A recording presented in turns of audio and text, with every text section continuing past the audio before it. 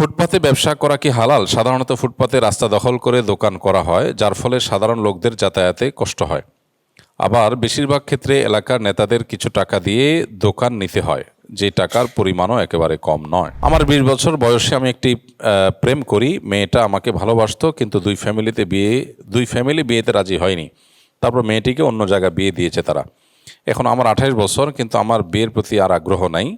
আমি আপনার স্কিলে আছি, বিয়ে না করা ইসলামে শরীয়ত অনুযায়ী কি বলবেন প্লিজ? আমার বয়স এখন 26। আমি প্রায় 11 বছরের বেশি সময় ধরে হস্তমৈথুনের মতো খারাপ কাজে লিপ্ত। আমার 4 মাস হলো এই কাজ থেকে নিজেকে বিরত রেখেছি। আর সুন্নাতে কোর্স করছি, আলহামদুলিল্লাহ 5 ওয়াক্ত সালাত আদায় করছি, কোরআন তেলাওয়াতও শিখছি। আমি জানতে চাই কিভাবে আল্লাহ তাআলার কাছে ক্ষমা চাইলে আল্লাহ মাফ করবেন। আর এই 26 বছরের জীবনে অনেক নামাজ রোজা আদায় করিনি, আরও অনেক খারাপ কাজ করেছি, এগুলোর কি আল্লাহ আমাকে মাফ করবেন? অনেক সময় দেখা যায় প্যান্ট নাভির নিচে পরা হয়, তবে তার উপরে শার্ট থাকে যা নাভি থেকে নিচের অংশ সম্পূর্ণ ঢেকে রাখে। এই অবস্থায় কি নামাজ আদায় করা সহি হবে, নাকি নামাজের জন্য প্যান্ট নিজেই নাভির উপর থেকে সতর ঢাকার বিধান অনুযায়ী পরা আবশ্যক হবে? সম্প্রতি আমি আসন্না স্কিলের কুকিং অ্যান্ড ক্যাটারিং ম্যানেজমেন্ট কোর্সে ভর্তি হয়েছি। রান্নাকে ইবাদতে পরিণত করতে এবং রান্নাকৃত খাবার খেয়ে মানুষের হৃদয়ে যেন ইমানের শক্তি এবং আল্লাহর আনুগত্য বৃদ্ধি পায়, এই জন্য রান্নার সময় কি সুন্নাহ এবং জিকির আমল অনুসরণ করা উচিত? আমি সাধারণত ইমাম যখন গোপনে সূরা ফাতিহা পড়েন, আমিও তখন সূরা ফাতিহা তেলাওয়াত করি, কিন্তু কোনো ইমামের পেছনে 3 বা 4 আয়াতের বেশি দ্রুত চেষ্টা করার পরও পড়তে পারি না। কিছু ইমাম সাহেব জোহর ও আসরের 4 রাকাত নামাজ মাত্র 4-5 মিনিটে শেষ করেন, কিভাবে সম্ভব? আমি মনে করি তারা উচ্চারণ সহ তেলাওয়াত করেন না, তেলাওয়াত করে থাকেন মনে মনে হয়তো। ইমাম সাহেবদের এ ব্যাপারে তাদের উদ্দেশ্যে কিছু বলেন। আমি আমার উপর রোজা ফরজ হওয়ার আগে থেকে রমজানের পূর্ণ রোজা আদায় করে আসছি, কিন্তু অসুস্থতার কারণে 2025 সালের রোজায় অর্ধেকেরও বেশি এবং 26 সালের রোজায়ও কিছু রোজা ভাঙতে হয়েছে। এখন কয়টি রোজা কাজা হয়েছে তা সঠিক মনে নেই, এমনকি অনুমান করেও বলতে পারছি না ঠিক কতগুলো কাজা হয়েছে। অল্প কয়েকটি রোজা কাজা আদায় করেছিলাম। এখন আমার কি করা উচিত? প্রথম কথা হলো যে ইবাদতের ক্ষেত্রে আমাদের সিরিয়াসনেস যদি সেই লেভেলে থাকে, তাহলে আমাদের তার হিসেব নিকেশটাও খুব গুরুত্বের সাথে রাখার কথা। আমাদের এমন কোনো ইস্যু যদি থাকে যেটা আমাদের জীবন মরণ ব্যাপার, তাহলে সেই ব্যাপারে নিশ্চয়ই আমাদের এমনটি হওয়ার কথা না যে আমি কয়টি করেছি কয়টি করিনি মনে নাই। ধরুন আপনার এমন কোনো অসুখ হয়েছে যে অসুখে আপনাকে ডাক্তার এমন কিছু ঔষধ সাজেস্ট করেছে যে ওষুধের উপরে আপনার ট্রিটমেন্ট নির্ভর করে, এবং এই ট্রিটমেন্টটা আপনার বাঁচা মরার মতো বিষয়। তাহলে সেটার মনে রাখা না রাখা নিয়ে খুব বেশি বিড়ম্বনায় পোহাতে হওয়ার কথা না। ঠিক একইভাবে রমজানের রোজা আল্লাহ তাআলা ফরজ করেছেন। এই সিয়াম সঠিকভাবে পালন না করলে জাহান্নামে যেতে হবে, আর আল্লাহর নির্দেশ মতো সঠিকভাবে আদায় করলে জান্নাতে যাওয়ার পথ সুগম হবে। অতএব রোজার হিসেব আমার খুব গুরুত্বের সাথে সিরিয়াসনেসের সাথে রাখা দরকার, কারণ এটার সাথে আমার জান্নাত জাহান্নাম নির্ভর করে। ফলশ্রুতিতে এই যে কয়টি কাজা হয়েছে, কয়টি হয়নি, কয়টি রেখেছি, কয়টি রাখিনি মনে নেই, এটি মূলত আমাদের দ্বীনি বিষয়ে সিরিয়াসনেসের ঘাটতি থেকেই হয়। কারোর অসুখের কারণে হতে পারে, ভুলে যান, কারোর ওজোর থাকতে পারে, এক্সেপশনাল ইস্যু থাকতে পারে, বাট সাধারণত ইন জেনারেলি এটা আমাদের দ্বীনের ব্যাপারে গাফিলতি থেকেই হয়। সেজন্য আমাদের প্রথম কাজ হলো ইস্তেগফার করা, তওবা করা, যে দ্বীনের ব্যাপারে আমরা সর্বোচ্চ সিরিয়াস হওয়ার চেষ্টা করব এবং আল্লাহ রাব্বুল আলামিনের কাছে জবাবদিহিতার জায়গাটা পরিষ্কার করব। এটা তাকওয়া, খৌফ এবং খাশিয়া তথা আল্লাহ রাব্বুল আলামিনের ভয় এবং তাকওয়ার অন্যতম দাবি। এরপরে কথা হলো যে কারোর যদি কয়টা রোজা রেখেছেন মনে না থাকে, তাহলে সেক্ষেত্রে তিনি অনুমান করবেন যে কতগুলো রোজা রেখেছেন তিনি নিশ্চিত। সেই জায়গাটায় তিনি থেমে তারপর বাকিগুলো রাখবেন। ধরা যাক তার 10টা রোজা নিশ্চিত রাখা হয়েছে, এর বেশি হয়েছে কিনা সন্দেহ, তাহলে 10টা তিনি রেখেছেন ধরে বাকিগুলোর কাজা করবেন। নামাজের ক্ষেত্রেও তাই, যদি কারোর কনফিউশন হয় এবং তিনি সঠিক সংখ্যা জানতে না পারেন, তাহলে নিশ্চিত সংখ্যা, সর্বনিম্ন কোনো একটা সংখ্যা ধরে তারপরে তিনি সামনে অগ্রসর হবেন। অতএব রোজার ক্ষেত্রে আপনি কতগুলো রোজা কাজা করেছেন, কতগুলো কাজা হয়েছে, নিশ্চিত এতগুলো কাজা হয়েছে, এর নিচে না। তাহলে ওইটুকু ধরে বাকিগুলো আপনি কাজা করবেন। এরপরে প্রশ্ন হলো, একজন মহিলা আল্লাহর নামে এক জোড়া কানের দুল দান করার নিয়ত করেছেন, পরবর্তীতে তিনি যদি সেই কানের দুল দান না করে কানের দুলের বর্তমান বাজার মূল্য সমপরিমাণ টাকা আল্লাহর রাহে দান করেন, তাহলে কি তার সে মানত বা দান আদায় হয়ে যাবে কিনা? শরিয়া দৃষ্টিকোণ থেকে বিষয়টির সমাধান কি? মানত এবং দানের মধ্যে পার্থক্য আছে। কেউ নিয়ত করলো যে আমি এই কাজটি করব, এতে মানত হয় না, এটাতে নিয়ত হয়। ধরা যাক কেউ বলল যে আমি মসজিদে এত টাকা দান করব, গরিব দুঃখীদেরকে এই জিনিসটা দিব, বা আমার অমুক কানের দুলটা আমি আল্লাহ রাস্তা দান করে দিব। তো এটা নিয়ত, এটা মানত না। কোনো কারণে এই নিয়ত যদি পরিবর্তন করতে হয় সেটা করা জায়েজ আছে, এর কারণে কোনো গুনাহ হবে না। ধরা যাক যে তার এর চাইতে ইম্পর্টেন্ট কোনো ইস্যু চলে আসছে, তিনি আর দানটা করতে পারেন নাই, যদি ওজর থাকে তাহলে তিনি এটা চেঞ্জ করলে গুনাহ হবে না।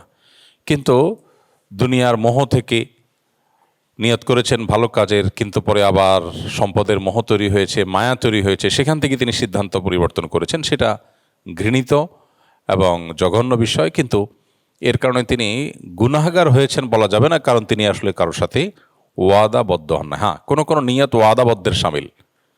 আপনি কোনো দিনই প্রতিষ্ঠানে দিবেন, নিয়ত করেছেন, তাদেরকে বলেছেন, তারা লিখেছে, তাদের একটা এস্টিমেটেড বাজেট তারা ঠিক করেছে, এরপরে আপনি শুধুই খেয়াল খুশি মতো সম্পদের মোহ মায়া থেকে আপনি সরে আসলেন ওখান থেকে, তো সেটা তো প্রতিশ্রুতি ভঙ্গের সামিল হতে পারে।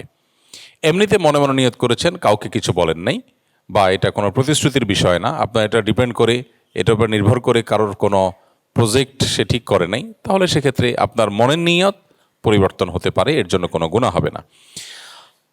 বিশেষ করে যদি কানের দুল দেওয়া নিয়ত করেছেন, এটা না দিয়ে ওটার বাজার মূল্য দান করেন, তাতে কোনো অসুবিধা নেই, ওটা আদায় হয়ে যাবে।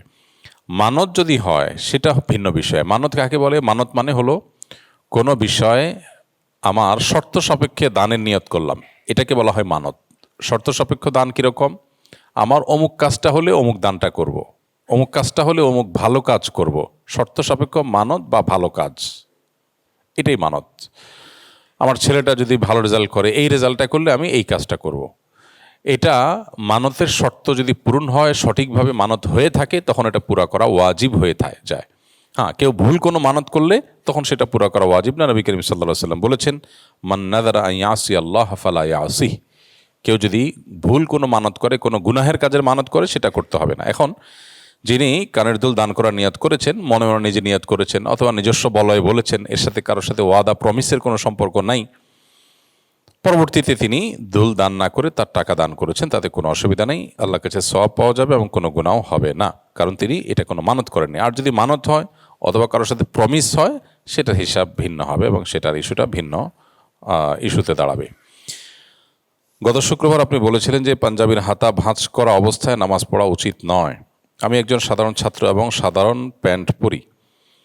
অনেক সময় আমার প্যান্ট টাকনুর নিচে নেমে যায়, সেক্ষেত্রে কি নামাজের আগে প্যান্ট ভাঁজ করে টাকনুর ওপরে তুলে নেওয়া যাবে?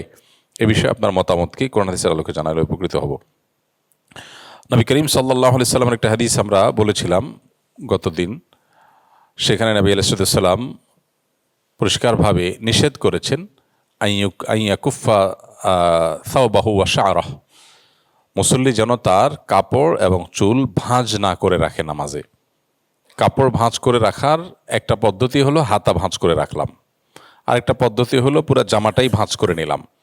তো এরকম কাপড় ভাঁজ করে নামাজ পড়তে নবী সাল্লাল্লাহু আলাইহি সাল্লাম নিষেধ করেছেন।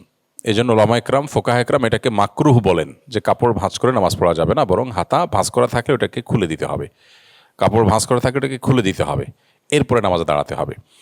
এখন প্রশ্ন হলো, যেটা লিখেছেন প্রশ্নকর্তা, যে টাকনুর নিচে প্যান্ট আছে, এটা ভাঁজ করতে হলো, তাহলে সেক্ষেত্রে সেটা কি নিষিদ্ধের আওতায় পড়বে কিনা?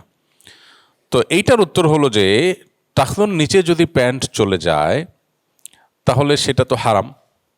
কারোর যদি প্যান্ট এমন হয় যে আসলে এইটার ছোট করার সুযোগ তিনি পান নাই, অথবা ছোট করার মতো ব্যবস্থা তার নাই, অথচ সেটা টাকনুর নিচে চলে যাচ্ছে, তাহলে তো হারাম হচ্ছে। তাহলে এইটাকে তিনি ভাঁজ করে নামাজ পড়তে পারবেন কিনা? উত্তর হলো, এইটাকে তিনি ভাঁজ করে রাখতে পারবেন এবং এই অবস্থায় নামাজ পড়তে পারবেন, কারণ তিনি এটা হারাম থেকে বাঁচার জন্য করছেন। হারাম থেকে বাঁচার জন্য করছেন। হাতা ভাঁজ করা আর জামা ভাঁজ করা আর প্যান্টের নিচে চলে যাওয়া, টাকনুর নিচে চলে যাওয়া প্যান্ট, সেটা ভাঁজ করা দুইটা এক জিনিস না।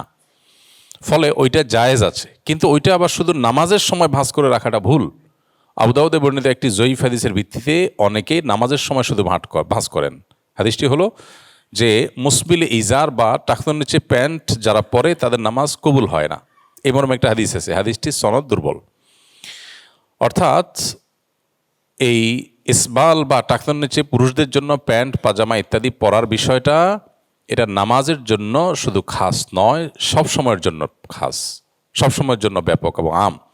সো কেউ যদি শুধু নামাজের জন্য ভাঁজ করে তাহলে ওই টাইমটা তিনি হারাম থেকে বাঁচলেন, এরপর আবার তিনি হারামে ডুবে গেলেন। এটা অবশ্যই নিন্দনীয় কাজ। বরং পার্মানেন্টলি তার প্যান্ট ছোট করে ফেলতে হবে, আর ছোট করতে না পারলে, সময় সুযোগ না পেলে তিনি ভাঁজ করে রাখলে সেটি জায়েজ হবে, যতক্ষণ পর্যন্ত সুযোগ না আসছে ততক্ষণ। কিন্তু ভাঁজ করে পার্মানেন্টলি এভাবে রেখে দেওয়ার চাইতে কেটে ছোট করে ফেলাই উচিত যত দ্রুত সম্ভব। অতএব প্যান্ট ভাঁজ করার বিষয়টা ভিন্ন বিষয়। সৌদি আরবের সর্বোচ্চ ওলামা পরিষদের একটা ফতোয়াও আছে, তারাও এটাকে জায়েজ বলেছেন যে প্যান্ট ভাঁজ করার বিষয়টা হলো টাকনোর নিচে পুরুষদের জন্য প্যান্ট পাজামা পরা হারাম, সেটা থেকে বাঁচার জন্য। অতএব সেইটুকু জায়েজ আছে, কিন্তু এটাও পার্মানেন্ট সলিউশনে যাওয়া দরকার প্যান্ট ছোট করার মাধ্যমে। হারাম টাকা না খেয়ে অন্য কাজে ব্যবহার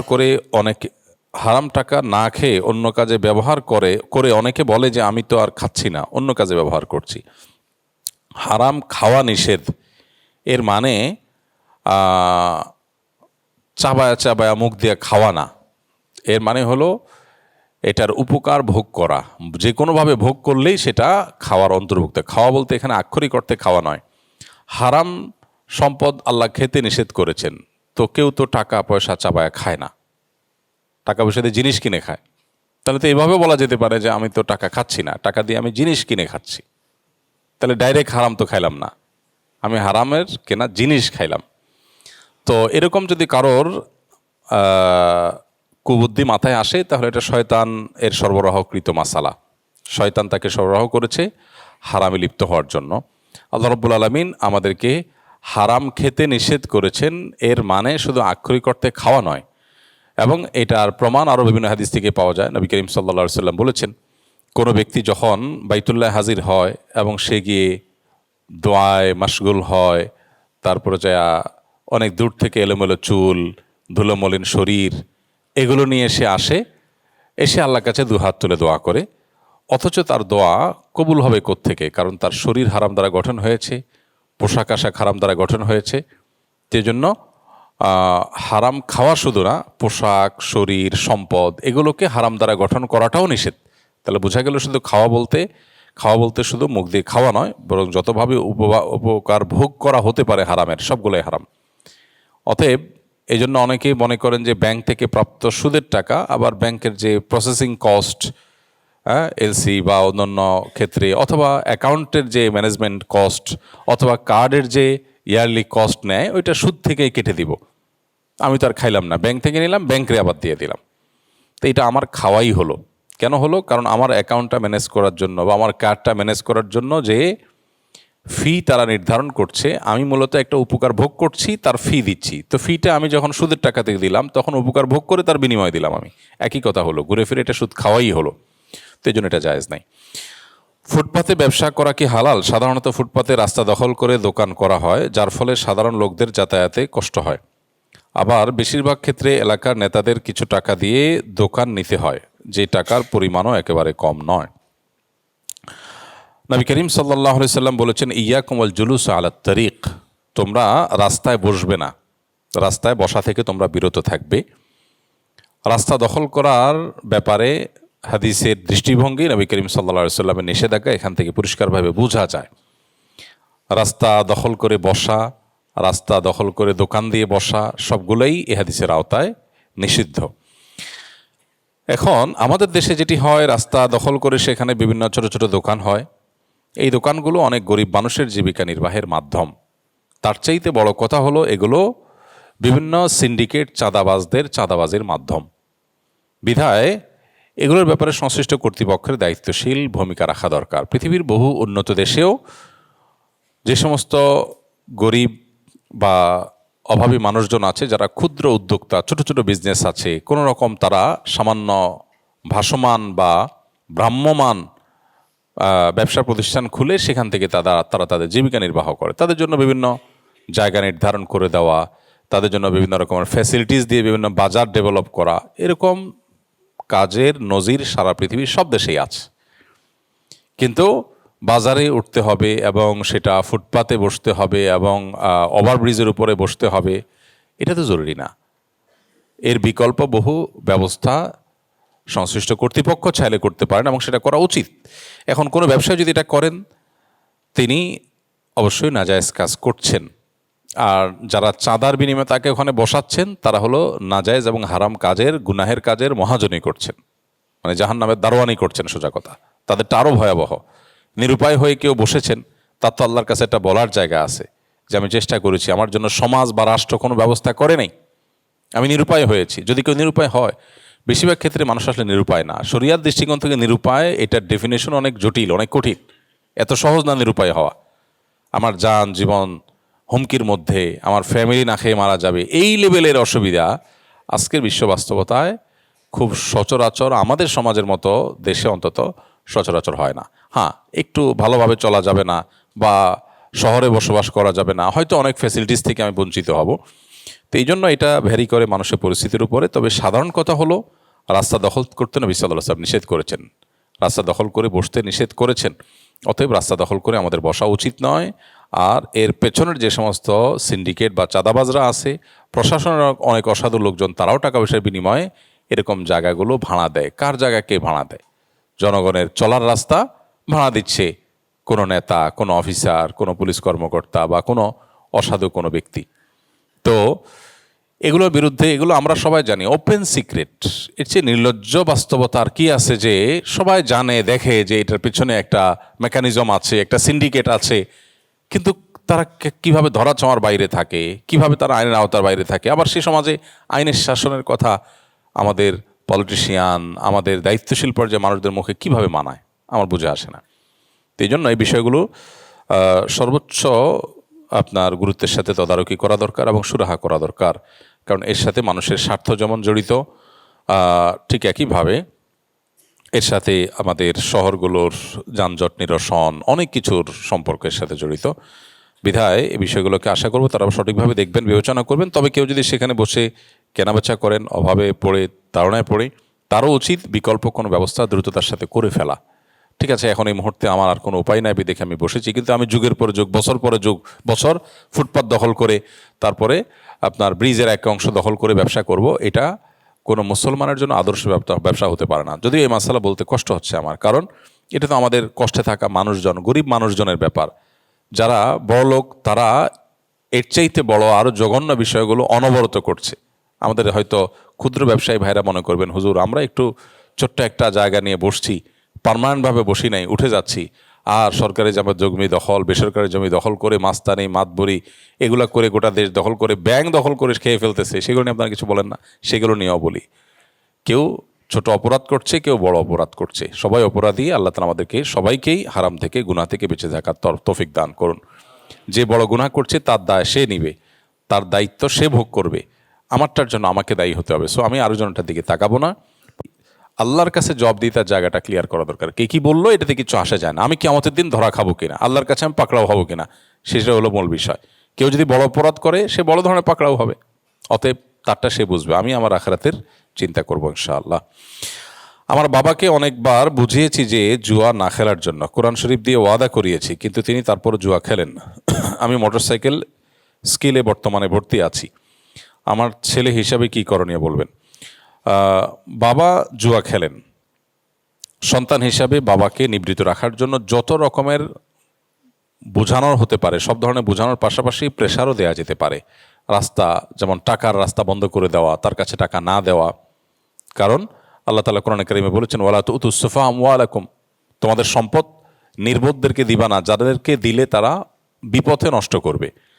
যদিও এটা সন্তানদের ক্ষেত্রেই প্রযোজ্য সাধারণত, কিন্তু এমনও যদি হয় যে বাবা এমন, মা এমন যে তাকে টাকা দিলে তিনি মাদক কিনে খাবেন, সেবন করবেন, অথবা জুয়ায় সেটা লাগাবেন, তাহলে সেই মা বাবাকে টাকা না দিয়ে তাদের চলার জন্য যা দরকার সেই জিনিসগুলো দেওয়া যেতে পারে। কারণ ক্যাশ টাকা তো আর চাবাই খাবে না, যেটা দরকার সেটা প্রোভাইড করতে হবে।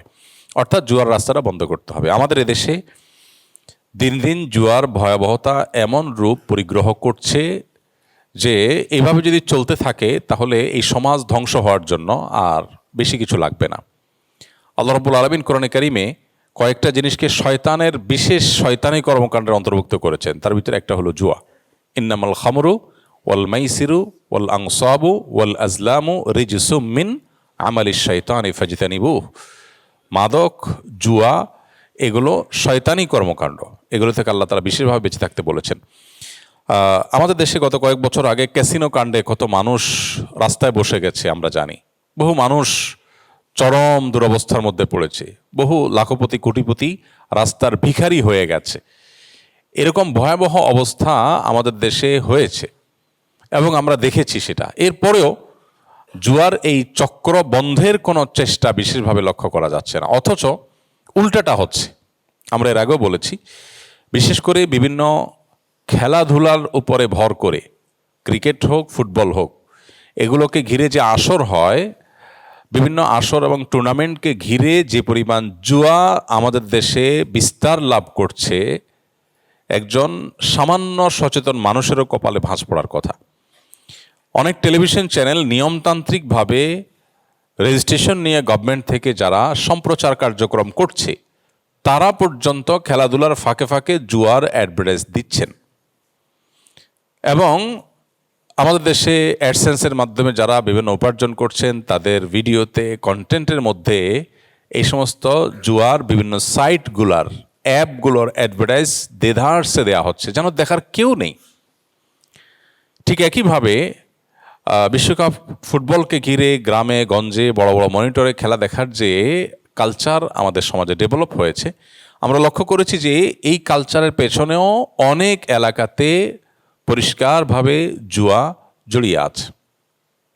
দেখা যাচ্ছে বড় স্ক্রিনে খেলা দেখছে, হয়তো কিছু লোক খেলাই দেখছে, কিন্তু একটা অংশ ওই খেলা দেখছে যারা, তাদের মধ্যে তারা আসলে জুয়া খেলছে, বাজি ধরছে কোন দল জিতবে হারবে, এটার উপর ভিত্তি করে কেউ রাস্তার ভিখারি হয়ে যাচ্ছে, কেউ মা বাবার সম্পদ চুরি করিয়ে এনে জুয়া খেলছে, কোনো ছাত্রের ছাত্র জীবন শেষ হয়ে যাচ্ছে। তো এই জুয়ার এই চক্র, এটার ব্যাপারে আল্লাহ তাআলা কেন এত কঠোর নিষেধাজ্ঞা আরোপ করেছেন? কারণ আল্লাহ জানেন সৃষ্টিকর্তা হিসাবে এটা আমাদের ধ্বংস ডেকে নিয়ে আসবে, রাস্তার ভিখারি করে দিবে, মানুষকে ডিপ্রেসড করে দিবে। পৃথিবীতে মানুষ আত্মহত্যা যেসব কারণে করে, এর ভিতরে একটা কারণ হলো জুয়া। ইসলাম মানুষকে শর্টকাট বা সস্তা সংক্ষিপ্ত কোনো রুটে বড়লোক হওয়ার পথ বলে না। ইসলাম বলে পরিশ্রম করো, চেষ্টা করো, সাধনা করো, আল্লাহর কাছে দোয়া করো, এরপর আল্লাহ যা বরাদ্দ রাখবেন হাসি মুখে সেটাকে মেনে নাও। এটাই হলো দিন, এটাই তোমার সুখের সাথে থাকার মূল মন্ত্র, এটাই তোমার আখিরাত ডেভেলপ করার মূল মন্ত্র। এখন আমাদের দেশে যত সস্তা চটকদার বিজ্ঞাপন হয়, আমাদের নামে বিভিন্ন রকমের প্রতারণা, আসুন্নাহ ফাউন্ডেশনের নামে আমার ছবি এবং এআই ভিডিও ব্যবহার করে বিভিন্ন রকম প্রতারণা হয়, আপনারা জানেন। পুলিশ অনেককে গ্রেপ্তারও করেছে, ইতিমধ্যে অনেকে জেলে আছে, পুলিশ হেফাজতে আছে, অনেকের বিরুদ্ধে মামলা চলমান আছে। তো কিভাবে মানুষ এগুলো বিশ্বাস করে আল্লাহ ভালো জানে। খুব সহজে যে ভাই মাত্র 1,000 টাকা ইনভেস্ট করবেন এবং আপনি অল্প সময়ের মধ্যে 5,000 টাকা ব্যাক পাবেন। এত সহজ দুনিয়া, এত সস্তা দুনিয়া, কেন আপনি এত সস্তায় এত সহজে বড়লোক হওয়ার চিন্তা করতেছেন কেন? একটু পরিশ্রম করেন, একটু খাটাখাটনি করেন, খাটাখাটনি করতে রাজি না। তো জুয়া হলো সেই রকম জিনিস যেটা আর্থসামাজিক উন্নতির পিছনে কোনো ভূমিকা নাই, মানুষকে ধ্বংস ডেকে আনে। এই জন্য আল্লাহ তাআলা এটাকে হারাম করেছেন। আমাদের উচিত এটা থেকে বেঁচে থাকা। এখন কারোর বাবা যদি এটাতে আক্রান্ত হয়, কারোর ভাই যদি আক্রান্ত হয়, তাদের বিরুদ্ধে যদি অর্থকড়ি বন্ধ করে দেওয়া হয়, তাতে তারা মনোকষ্টও পায়, তাতে কোনো গুনাহ হবে না সন্তান হিসাবে, সেটুকু করতে হবে। আর যদি আমার হাতে নিয়ন্ত্রণ না থাকে, বরং তার টাকা দিয়ে সে জুয়া খেলে, তাহলে সেক্ষেত্রে মুরব্বিদেরকে দিয়ে বোঝানো, বিভিন্নভাবে চাপ তৈরি করা, পারিবারিকভাবে সামাজিকভাবে, এটা সন্তান হিসাবে আমরা করব। এরপরও যদি তাকে নিয়ন্ত্রণ করা না যায়, তার দায়ভার আল্লাহর উপরে ছেড়ে দেবো আমরা ইনশাআল্লাহ। আমার প্রশ্ন হলো, মুসলমান হয়েও কি কেউ অন্য ধর্ম নিয়ে গবেষণা করতে পারে? মুসলমান হওয়ার পর যদি অন্য কোনো ধর্ম নিয়ে কেউ গবেষণা করতে চায়, সেটা করতে পারে, নির্ভর করে তার উদ্দেশ্য কি এবং সেটার জন্য সে উপযুক্ত ব্যক্তি কি না। কারণ কেউ যদি বিষাক্ত সাপ ধরে তার বিষ দিয়ে মেডিসিন তৈরি করতে চায় বা কোনো উপকারী কিছু করতে চায়, তাহলে তো এ বিষয়ে তাকে এক্সপার্ট হতে হবে, না হলে সে ভালো কিছু করার উদ্দেশ্যে করতে গেলেও উল্টা বরঞ্চ বলে সে নিজেই শেষ হয়ে যাবে। ঠিক একইভাবে একটা ছোট বাচ্চা যদি ছুরি দিয়ে কিছু কাটতে চায়, তো ছুরি দিয়ে কিছু কাটার আগে তার হাতই কেটে ফেলতে পারে। এই জন্য একজন মুসলমান অন্য ধর্ম সম্পর্কে পড়াশোনা করবেন, গবেষণা করবেন, কম্পারেটিভ রিলিজনের উপরে পড়াশোনা করবেন, এটার উপরে প্রথম শর্ত হলো তার নিয়তটা কি। তার নিয়ত যদি হয় ইসলামের শ্রেষ্ঠত্ব এটাকে প্রমাণ করা, দাওয়ার জন্য সেটা করে, তাহলে ঠিক আছে।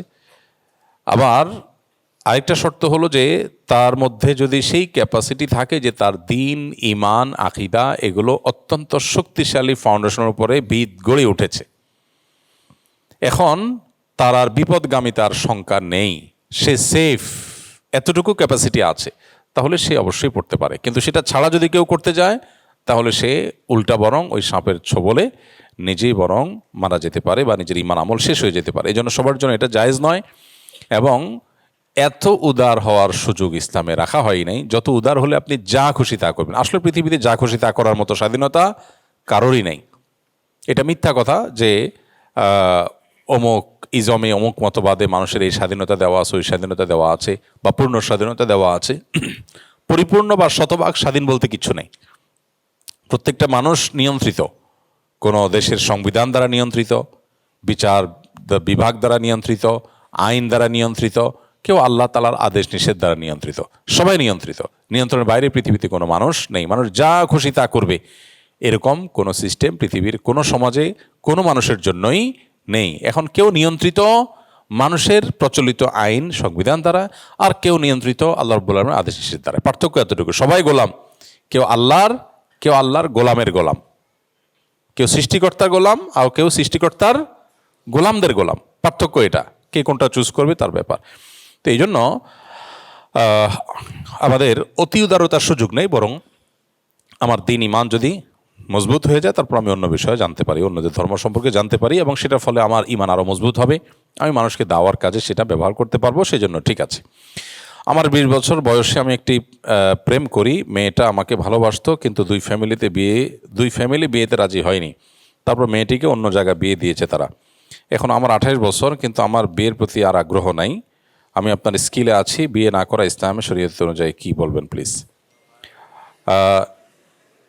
দেখুন, এই রকম এই কাছাকাছি প্রশ্ন এর আগে অনেকবার আমাদের কাছে আসছে, যেহেতু আমাদের স্কিলের কোনো ছাত্র লিখেছেন প্রশ্ন, এই জন্য এটা আবার রিপিট করছি উত্তরটা। এর আগে বহুবার আমরা এই প্রশ্ন উত্তর দিয়েছি কাছাকাছি প্রশ্নের। কেউ যদি কারোর সাথে হারাম সম্পর্ক করে তো এটা তো অন্যায়, গুনাহের কাজ। গুনাহের কাজ করার পর যদি আবার কোনো কারণে তাকে হারাতে হয়েছে, বিয়ে করতে পারে নাই, তো মনের দুঃখে বিয়ে না করার মতো নির্বুদ্ধিতা, এর মতো বোকামি আর কিছু হতে পারে না।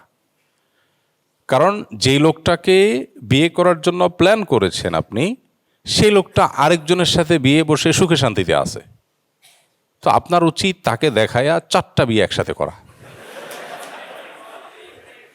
যে তুমি যদি একটা করে থাকতে পারো আমার ছাড়া, তো আমার সমস্যা কি?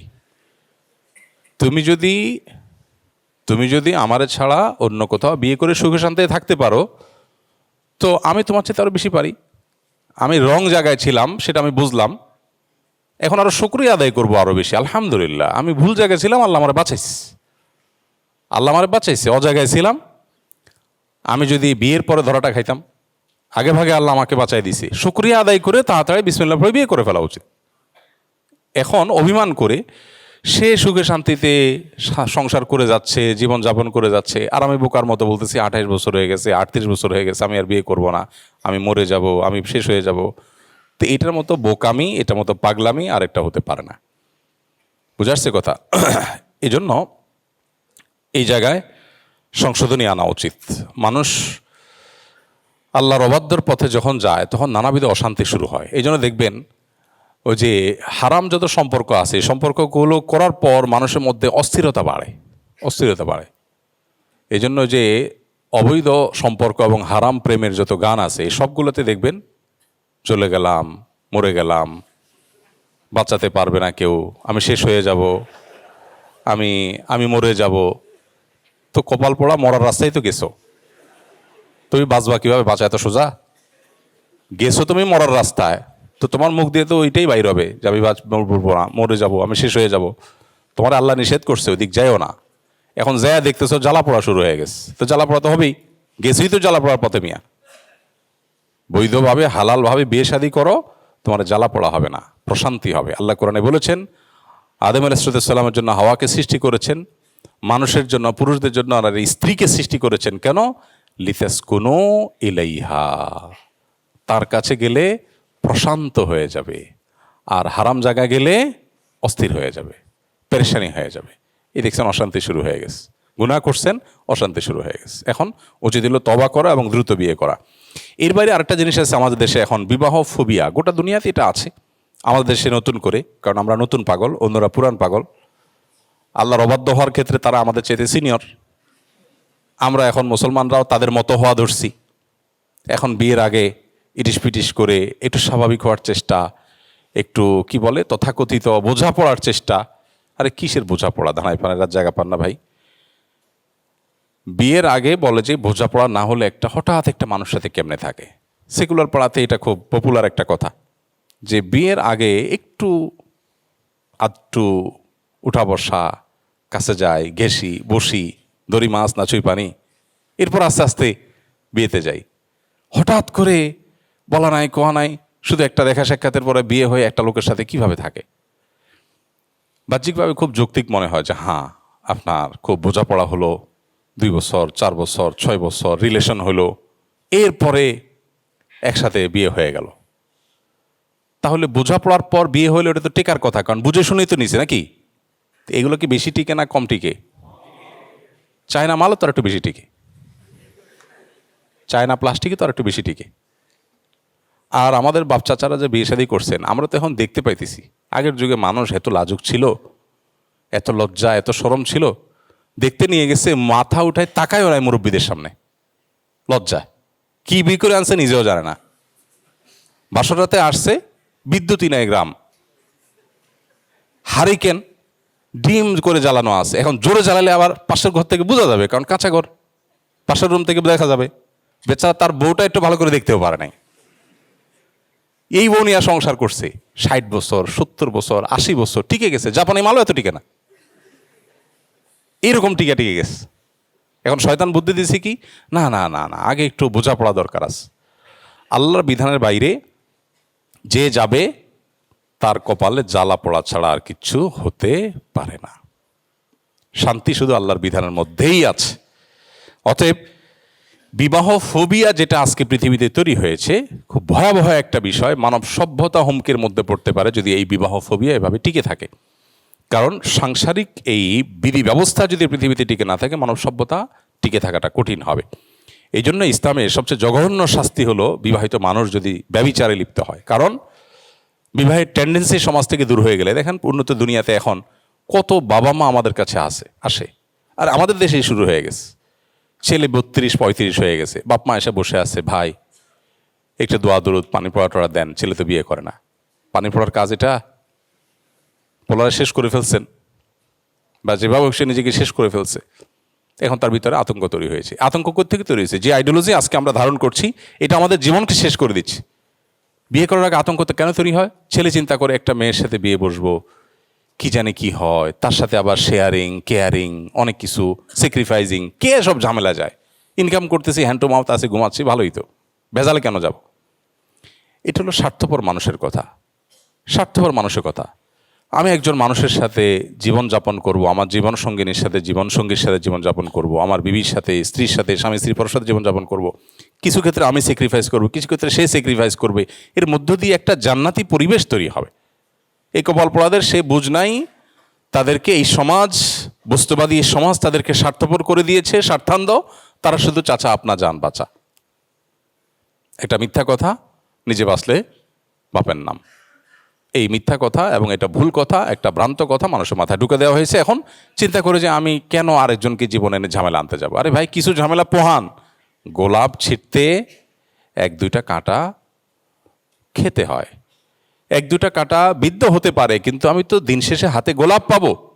এখন যদি বলেন যে না ভাই, কে কাঁটা টাটা ঝামেলা যায়, তো আপনার কপালে গোলাপ নাই, আপনি পানসে জীবন দিয়ে দুনিয়াটা পার করে দেন।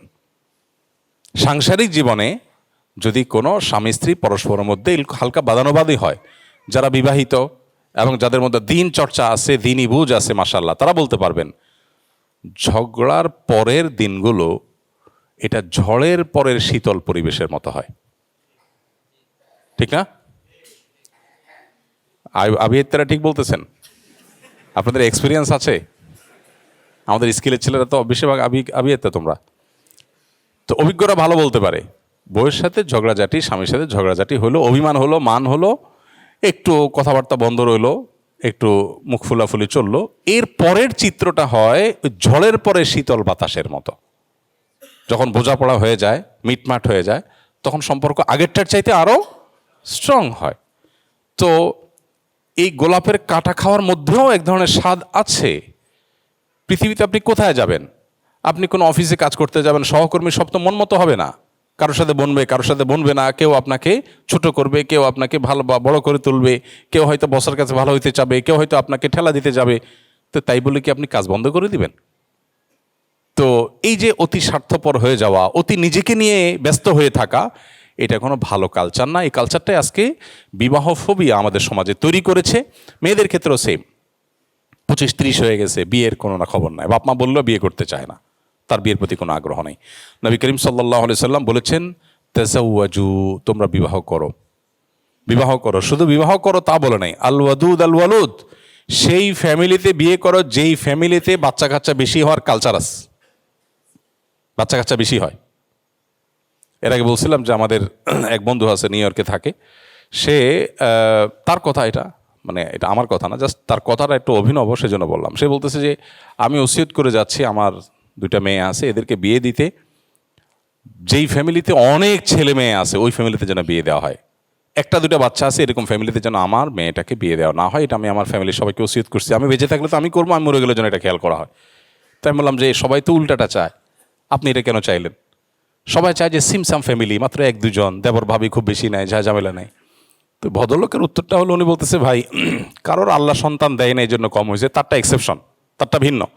কিন্তু কেউ প্ল্যান করে সন্তান কম নিয়েছে, 1টা বা 2টা, 2টি সন্তান হলে যথেষ্ট না, কি জানি 2টির বেশি, 2 সন্তানের বেশি নয়, 1টা নিলে, আর না নিলে আর ভালো হয়। দুনিয়ার মিথ্যা কথাগুলোর ভিতরে একটা হলো, সারা পৃথিবীতে মানে অত্যন্ত জনপ্রিয় মিথ্যা কথাগুলোর মধ্যে একটা হলো ছোট পরিবার, সুখী পরিবার। এর চেয়ে বড় মিথ্যা কথা আল্লাহ জমিনে খুব কম আছে। আহা, আপনি চিন্তা করেন, জীবনের শেষ মুহূর্তে বার্ধক্যে আছেন, আপনি শুয়ে আছেন অসুস্থ বিছানায়, চারপাশে 5-6টা ছেলে মেয়ে, তাদের নাতিপুতি সহ 30-40 জন আপনাকে ঘিরে আছে। দৃশ্যটা কেমন হবে?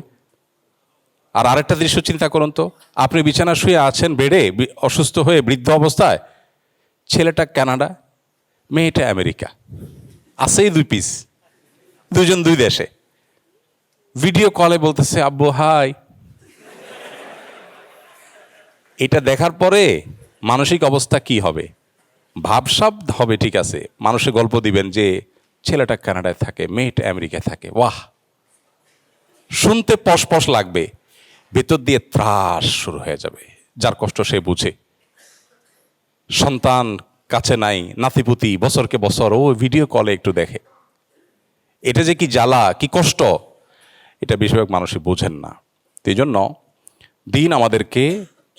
দিন আমাদেরকে বলেছে আমরা যেন কোরআন এবং হাদিসের কাছে সমর্পণ করি, এর মধ্যেই কল্যাণ আছে।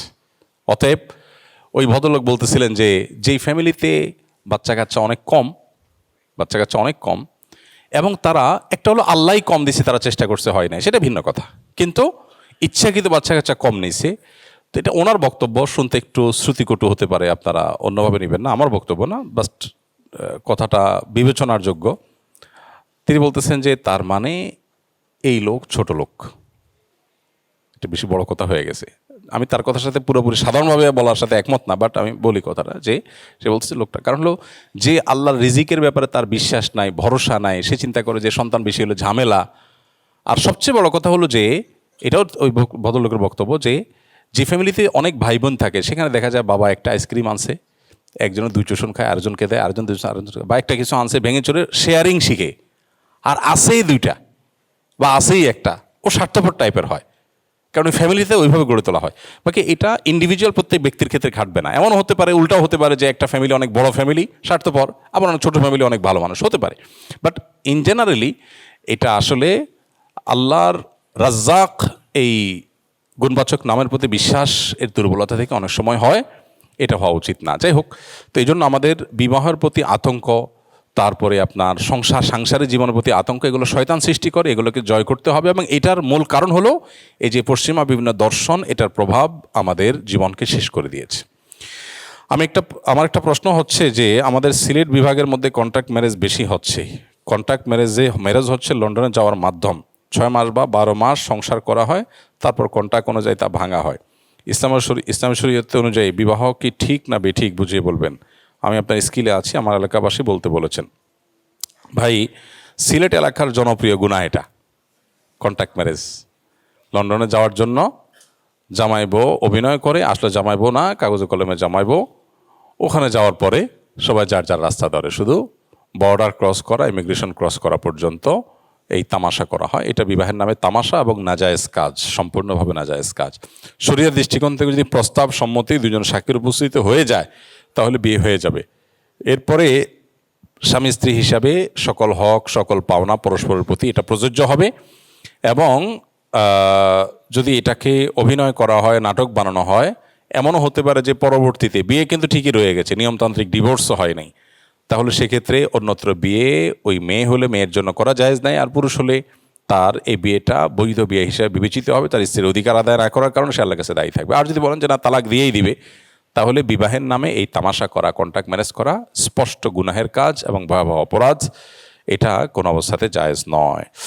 আমার বয়স এখন 26, আমি প্রায় 11 বছরের বেশি সময় ধরে হস্তমৈথুনের মতো খারাপ কাজে লিপ্ত। আমার 4 মাস হলো এই কাজ থেকে নিজেকে বিরত রেখেছি।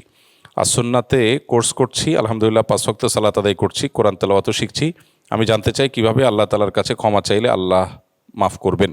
আর এই 26 বছরের জীবনে অনেক নামাজ রোজা আদায় করিনি, আরও অনেক খারাপ কাজ করেছি, এগুলোর কি আল্লাহ আমাকে মাফ করবেন?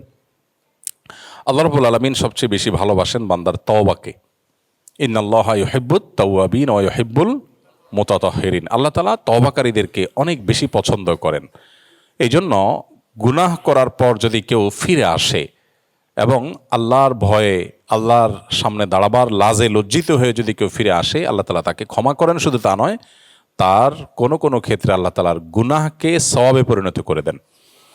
তো এই জন্য আল্লাহর কাছে পরিপূর্ণ আস্থা থাকতে হবে। শয়তান আমাদেরকে নিরাশ করে দেয় না, এত গুনাহ করেছে। বিশেষ করে হস্তমৈথুনের এই অপরাধের একটা ভয়াবহ দিক হলো, এটা করতে করতে করতে একটা সময় তরুণদের, মানুষের মনে আল্লাহর প্রতি আপনার অবিশ্বাস কিংবা অনাস্থা এবং আল্লাহর ক্ষমাশীলতার প্রতি বিশ্বাসের দুর্বলতা, এগুলো তৈরি হয়। ফলে কি হয়? সে নিরাশ হয়ে যায়। নিরাশ হওয়ার পর অনেকে নাস্তিকের পথে পর্যন্ত পা বাড়ায়।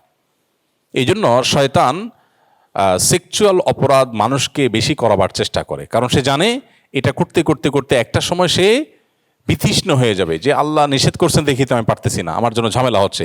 বিবেকে তাকে করাঘাত করবে যে তুমি হারাম কাজ করছো, আল্লাহ নিষেধ করেছেন সেরকম কাজ করছো। আবার অপরদিকে তার জৈবিক তাড়না সে কাজ করবে, একবার করবে, আবার তার বিবেকে করাঘাত করবে। বিবেকের সাথে তার এই কষাঘাত হতে হতে একটা পর্যায়ে নৈরাশ্য চলে আসে, বিরক্তি চলে আসে এবং সে বেঈমানির দিকে পর্যন্ত পা বাড়ায়। খুব ভয়াবহ একটা ব্যাপার। এই জন্য হস্তমৈথুন বা এই জাতীয় গুনাহ থেকে বেঁচে থাকার জন্য সর্বোচ্চ চেষ্টা করতে হবে, কারণ এটা শুধু গুনাহ না, এটা ঈমান হারা হওয়ার একটা রুট অনেক সময় হয়। এখন যিনি প্রশ্ন করেছেন আমাদের স্কিলের ছাত্র, 26 বছর বয়সে, আমি তাকে বলবো যে যেহেতু আপনি এটা ছেড়ে চলে আসছেন, এখন দৃঢ় বিশ্বাস রাখতে হবে আল্লাহ তাআলা আমাকে ক্ষমা করে দিয়েছেন। নাহলে আল্লাহ আমাকে তৌফিক দিয়েছেন কেন? আল্লাহ যে ছেড়ে আসার তৌফিক দিয়েছেন, এটাই প্রমাণ করে যে আল্লাহ মাফ করতে চান, আল্লাহ ভালোবাসেন আমাকে। সেজন্য আল্লাহ আমাকে ফেরত আসার সুযোগ দিয়েছেন। কত মানুষ ফেরত আসতে চায়, আসতে পারে না, বাট আমাকে আল্লাহ আসার তৌফিক দিয়েছেন, মানে আল্লাহ আমাকে ভালোবাসেন। সো আল্লাহর ওয়াদার প্রতি সুধারণা থাকতে হবে।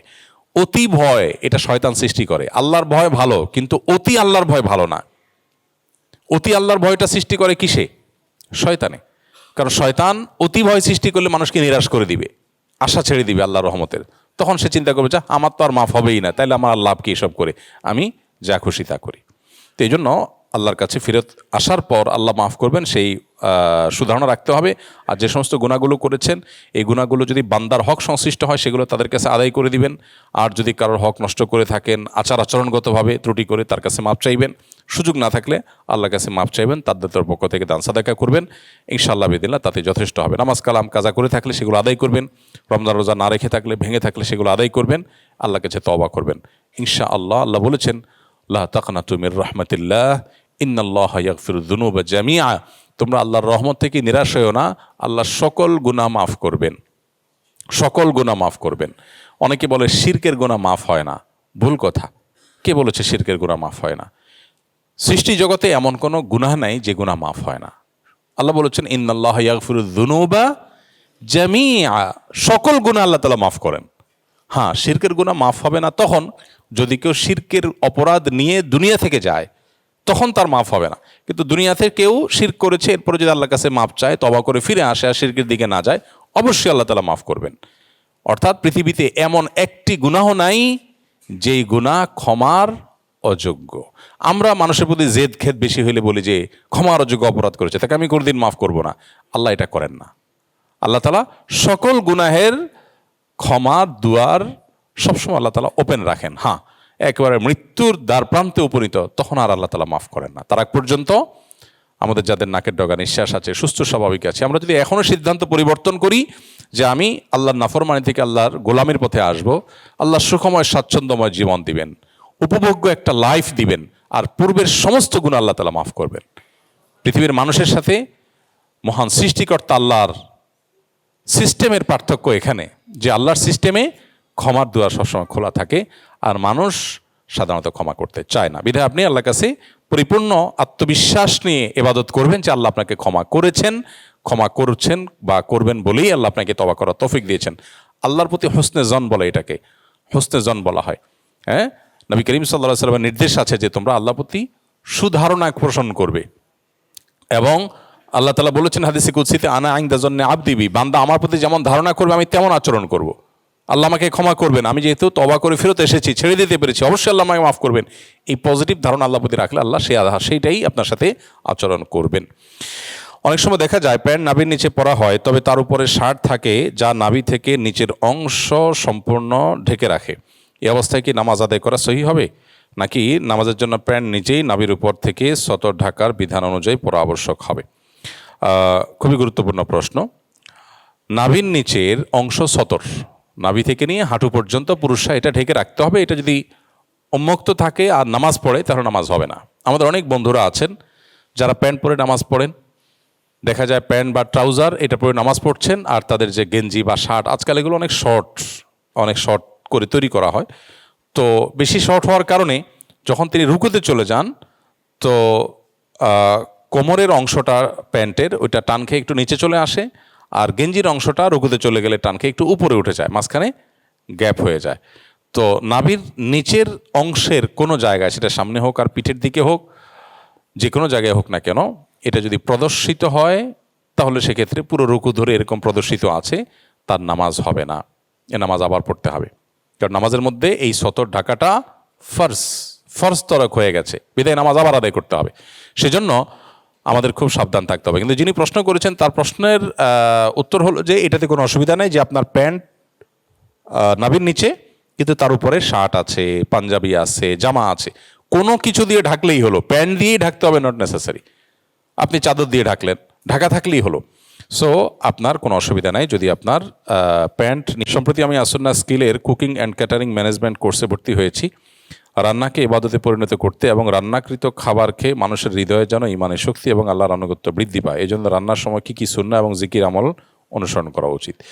ভাই, রান্না রুহানি শক্তি যোগাবে এরকম কোনো বিশেষ দোয়া জিকির আমার জানা নেই, তবে আপনার উদ্দেশ্যটা সম্ভবত এরকম যে আপনি যে খাবার প্রস্তুত করবেন সেটা দিয়ে মানুষের শুধু ক্ষুধা নিবারণই হবে না, সেটা দিয়ে মানুষের স্বাস্থ্যগত, আধ্যাত্মিক এবং রুহানি যে শক্তি, স্পিরিচুয়াল যে শক্তি, সেটাও যেন বৃদ্ধি হয়। সেজন্য আপনি চেষ্টা করতে চান, কি করলে হবে? তো এটার উত্তরে বলতে চাই যে আল্লাহ রাব্বুল আলামিন আমাদের জন্য যা হালাল রেখেছেন, হালাল খাবার আল্লাহ আমাদেরকে খেতে বলেছেন, সেই সাথে আল্লাহ তাআলা আমাদেরকে একটা নির্দেশ করেছেন, সেটা হলো হালাল এর পাশাপাশি যেন আমরা তয়্যিব খাবার গ্রহণ করি।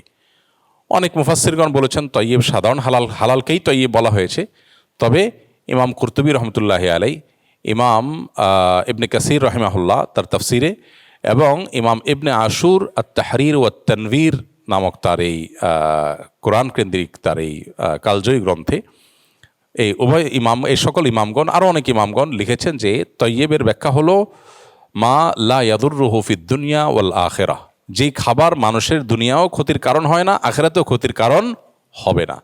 তাহলে হালালও হবে, আবার হেলদিও হবে। এই খাবার আল্লাহ আমাদেরকে খেতে নির্দেশ করেছেন। অতএব আপনি একজন কুকিং অ্যান্ড ক্যাটারিং ম্যানেজমেন্ট কোর্সের স্টুডেন্ট হিসাবে আমি আপনাকে বলবো, আল্লাহ আপনাকে যখন তৌফিক দিবেন, আপনি রান্নাবাড়া করবেন, মানুষের খাবারের ব্যবস্থা করবেন, লক্ষ্য রাখবেন খাবারটা যেন স্বাস্থ্যসম্মত হয়, পরিচ্ছন্ন হয়, মানুষ দেখেন আপনি কি করেন। মানুষ যখন আপনি কিচেনে রান্না করেন তখন সবাই প্রতিটা মুহূর্তকে দেখতে পায় না। আল্লাহর ভয়টা তখন গুরুত্বপূর্ণ একটা ব্যাপার, যে আমি আল্লাহর ভয় যদি থাকে তাহলে এটাকে পরিচ্ছন্ন করছি কিনা, পরিষ্কার করছি কিনা, স্বাস্থ্যসম্মত রাখছি কিনা, অস্বাস্থ্যকর কিছু দিচ্ছি কিনা, এটা গুরুত্বপূর্ণ। অস্বাস্থ্যকর কিছু যদি আমরা খাই তাহলে আমরা ক্ষতিগ্রস্ত হব। আল মুমিনুল কবিয়্যু আহাব্বু ইলাল্লাহি মিনাল মুমিনিদ যায়ীফ, নবী সাল্লাল্লাহু আলাইহি সাল্লাম বলেছেন, সবল মুমিন আল্লাহর কাছে দুর্বল মুমিনের চাইতে বেশি প্রিয়। খায়রুন ওয়া আহাব, দুর্বল মুমিনের চাইতে সবল মুমিন শ্রেষ্ঠ এবং প্রিয় বেশি আল্লাহর কাছে। এখানে ইমানের দিক থেকে সবল হওয়া যেমন আপনার লক্ষণীয় এবং উদ্দেশ্য, ঠিক একইভাবে শারীরিকভাবেও সমর্থবান থাকা উদ্দেশ্য। কারণ শারীরিকভাবে সমর্থন না হলে তো আমি দাঁড়িয়ে নামাজ পড়তে পারবো না, সঠিকভাবে রুকু সিজদা করতে পারবো না। হ্যাঁ, কেউ যদি নিজের কোনো ত্রুটি ছাড়াই আল্লাহ প্রদত্ত রোগ, আল্লাহ তাকে একটা অসুখ দিয়ে রেখেছেন, তার কথা ভিন্ন। সে আল্লাহর কাছে অপ্রিয় হওয়ার কোনো কারণ নেই, বরং সবর করার কারণে সে বহু সবল মানুষের চেয়ে বেশি প্রিয় হতে পারে আল্লাহর কাছে, সেটা ভিন্ন বিষয়। কিন্তু আমি উল্টাপাল্টা খাইলাম, খেয়ে অসুস্থ হয়ে গেলাম, ডায়াবেটিস বানালাম, বিভিন্ন রোগ আমার তৈরি হয়ে গেল, তো এটার জন্য আমি আল্লাহর কাছে অপ্রিয় থাকবো। কারণ আল্লাহ তাআলা ফিজিক্যালি আনফিট মানুষের তুলনায় যে ব্যক্তি সুস্থ সবল থাকার জন্য সচেষ্ট ছিল, প্রয়োজনীয় উদ্যোগ নিয়েছে এবং ফিট থেকেছে, সে আল্লাহর কাছে বেশি প্রিয়। কারণ তার ফিটনেস ইবাদতের জন্য কাজে লাগবে, তার ফিটনেস জিহাদের জন্য কাজে লাগবে। সো একজন ইমানদার সবল, সুস্থ, ফিট থাকার চেষ্টা করতে হবে। আপনি একজন শেফ হিসাবে আপনি চেষ্টা করবেন সেই জিনিসটা, যে মানুষ যে খাবার খাবে তা দিয়ে তার ক্ষুধা নিবারণ হবে, আবার ক্ষুধা নিবারণের পাশাপাশি যেন অস্বাস্থ্যকর না হয়, পেটে বুটবুট ফুটফুট না হয়, তার গ্যাস্ট্রিক না হয়, এই খাবারটা যেন ক্ষতিকর না হয়। আখিরাতে ক্ষতিকর হবে যদি হারাম হয়, আর দুনিয়াতে ক্ষতিকর হবে যদি অস্বাস্থ্যকর হয়। এই জন্য আল্লাহ আমাদেরকে নির্দেশ করেছেন আমরা সেই খাবার গ্রহণ করার চেষ্টা করব যে খাবারে দুনিয়াতেও ক্ষতির কারণ হবে না, আখিরাতেও ক্ষতির কারণ হবে না।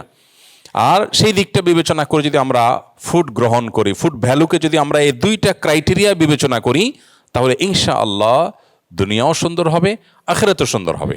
আজ আমরা বিশেষ করে জাঙ্ক ফুডে এত বেশি আক্রান্ত, মানে জাঙ্ক ফুডের নেশা এত বেশি আক্রান্ত আমরা, যে আমাদের কাছে এখন বার্গার, পিৎজা, তারপরে সমুচা, চানাচুর, তারপরে যা আছে এগুলো আমাদের সবচাইতে প্রিয়। আমাদের পোলাপানের কাছে সবচেয়ে প্রিয়। পোলাপান এখন কাঁঠাল খাইতে চায় না, আম খেতে চায় না, বার্গার খাইতে চায়।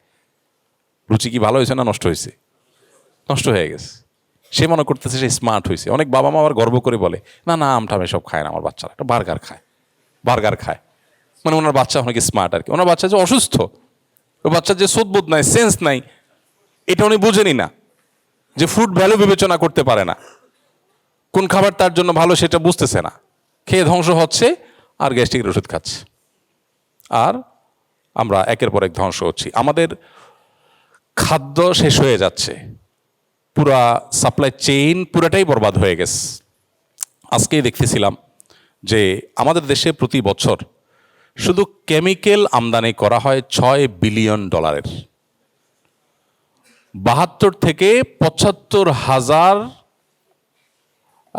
কোটি টাকার, 72 থেকে 75 হাজার কোটি টাকার কেমিক্যাল বাংলাদেশে প্রতি বছর আমদানি করা হয়। এবং ডেইলি স্টার বলতেছে এটা প্রতি বছর ইয়ারলি 10 থেকে 15% বাড়তেছে।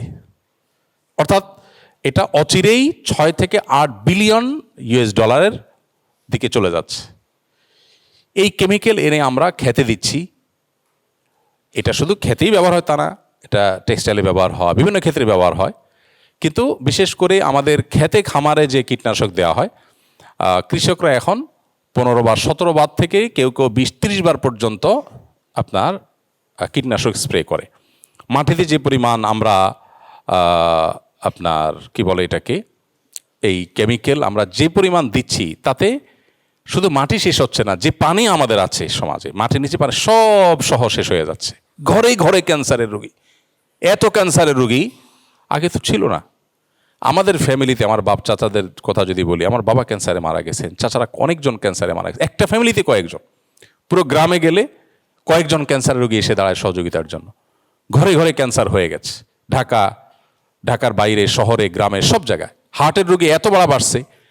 তারপরে আপনার কি বলে এটাকে, কিডনির পেশেন্ট এত বাড়া বাড়ছে যে আমার এক ডাক্তার পরিচিত, কিডনি ডাক্তার, উনি বললেন যে ভাই আমাদের বাংলাদেশে যতগুলো কিডনি ডায়ালিসিস মেশিন আছে কোনোটারই স্লট খালি নেই, স্লট খুব কম মেশিনের খালি থাকে, এই পরিমাণ পেশেন্ট দিন দিন বাড়তেছে। তো এই বিষয়গুলো দেখার যেন কোনো লোক নাই। গোটা দেশের সমস্ত মাটি পানি সবগুলোকে বিষাক্ত করে ধ্বংস করে সে বিষে আমরা নিজেদেরকে শেষ করে ফেলবো। এই জন্য যেন আমরা সবাই ঐক্যবদ্ধ হয়েছি। আল্লাহ তাআলা আমাদেরকে হেফাজত করুন। আল্লাহর সৃষ্টি এবং প্রকৃতিকে ধ্বংস করার এই নীল নকশা, এটা বিরুদ্ধে আমাদের প্রত্যেকটা মানুষের কাজ করা দরকার, দাঁড়ানো দরকার। তো এই জন্য আপনি একজন শেফ হিসাবে যেহেতু নাসিহা চেয়েছেন, আপনার প্রতি নাসিহা হলো মানুষকে স্বাস্থ্যসম্মত, নিরাপদ, ভালো খাবার খাওয়ানোর চেষ্টা করবেন, যেটা তার দুনিয়া আখিরাত উভয়টাকে ভালো করবে। এটা যদি করেন তাহলে তার রুহানিয়াত, তার ইমানের শক্তি বৃদ্ধি পাবে, আবার শারীরিক শক্তিও বৃদ্ধি পাবে। ভেজাল যখন খাবে, যত বেশি ভেজাল খাবে মানসিকভাবে সে ভেজাল মানসিকতার ধারক হয়ে উঠবে। আর যত বেশি পিওর খাবে, যত বেশি ভালো খাবে, সেটারও একটা পজিটিভ প্রভাব তার মধ্যে পড়বে, হালাল হওয়ার পাশাপাশি নির্ভেজাল হওয়া। আল্লাহ আমাদেরকে তৌফিক দান করুন। আমি সাধারণত ইমাম যখন গোপনে সূরা ফাতিহা পড়েন আমিও তখন সূরা ফাতিহা তেলাওয়াত করি, কিন্তু কোনো কোনো ইমামের পেছনে 3 বা 4 আয়াতের বেশি দ্রুত চেষ্টা করার পরও পড়তে পারি না। কিছু ইমাম সাহেব জোহর ও আসরের 4 রাকাত নামাজ মাত্র 4-5 মিনিটে শেষ করেন, কিভাবে সম্ভব? আমি মনে করি তারা উচ্চারণ সহ তেলাওয়াত করেন না, তেলাওয়াত করে থাকেন মনে মনে। হয়তো ইমাম সাহেবদের এ ব্যাপারে তাদের উদ্দেশ্যে কিছু বলেন। ভাই এটা আপনার ভুল ধারণা হতে পারে। ইমাম সাহেবের গতি আর আপনার গতিতে এক না।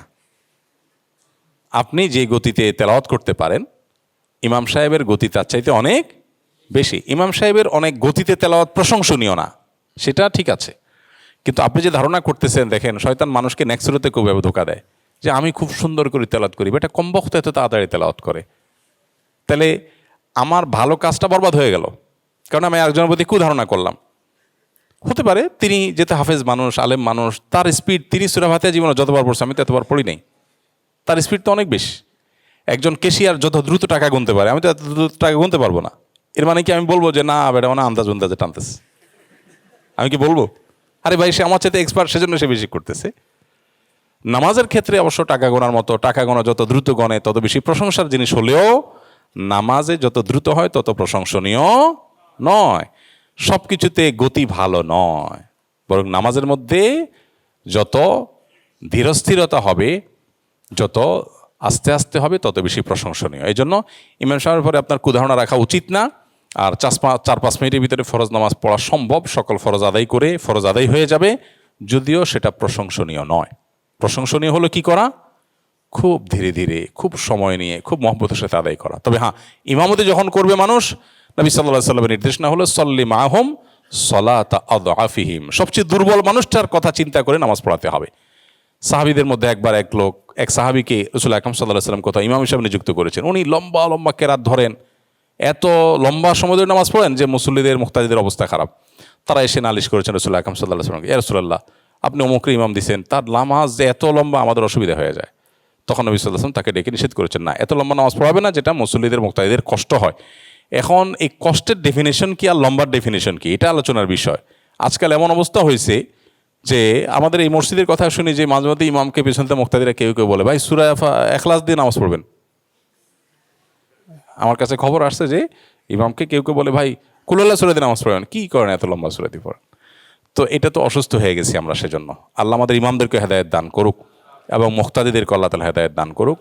নামাজের মধ্যে যে সময়টা ব্যয় করবো এটা আমাদের কাজে লাগবে, এটাই আখিরাতে আমাদের নামাজকে সুন্দর করবে, আল্লাহর কাছে আমরা প্রিয় পাত্র হব।